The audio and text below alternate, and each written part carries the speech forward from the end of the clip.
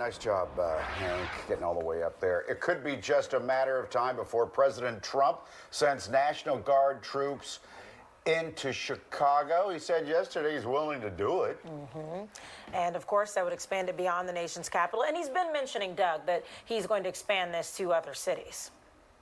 He has, but he was asked specifically about this yesterday. We don't know when exactly this would happen, but the president is promising to intervene in Chicago and maybe other cities as well. And that comes despite a legal setback for the administration in California. Chicago's crime problem is now a prime concern for the president. Well, we're going in. I didn't say when. We're going in. Trump promising to bring his D.C. approach to Chicago, deploying National Guard troops to saturate crime-ridden areas. He says he'd like to do it at the invitation of Illinois' governor. I'd be honored to take his call.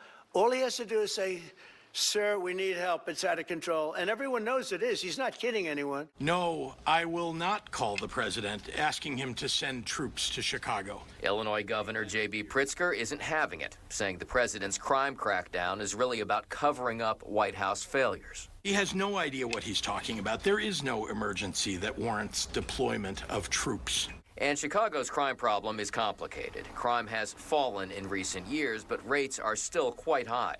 Over the Labor Day weekend, 8 people were killed and 50 were wounded in dozens of shootings there.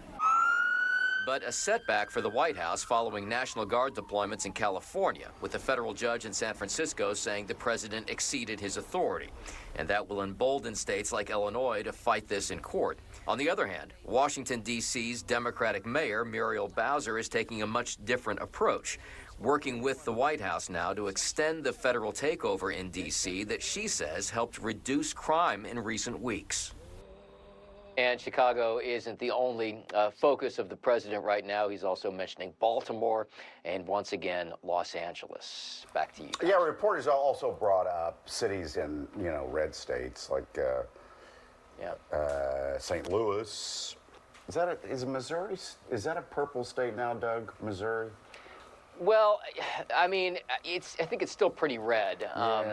Yeah, Chicago has just always, for a long time, just been kind of synonymous with crime, fair or not. And, from a per capita standpoint, there are certainly other cities that have worse crime, but you look at the raw numbers, and Chicago is way up there. Yeah, I think Birmingham has a high rate.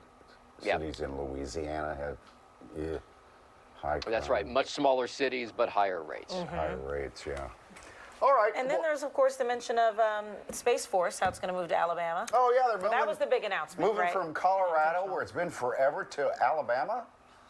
Yeah, I mean, this kind of reverts back to Alabama. Yeah. This is what Trump first wanted to do, was Alabama. Right. Biden came into office, switched it to Colorado. Now Trump is moving it back to Alabama. Is it a coincidence that Colorado is a blue state and Alabama is a red state? For both of their moves, probably not. Yeah. All right. Well, Space Camp, you were a big fan of. By the way, Doug, Alex went to Space Camp when she was younger. Did you? Gosh. Yeah. You're so lucky. I would have loved to have gone to Space Camp. My parents wanted me out of their hairs for the summer, so they would, That's the other side of it, right? I'd go to Space Camp now. Oh, really? I'm sure we can arrange for that to happen, right? Yeah, we'd blast him into space. No problem. Good. Contact Jeff Bezos. We'll see you tomorrow. So real quickly here. Did you hear about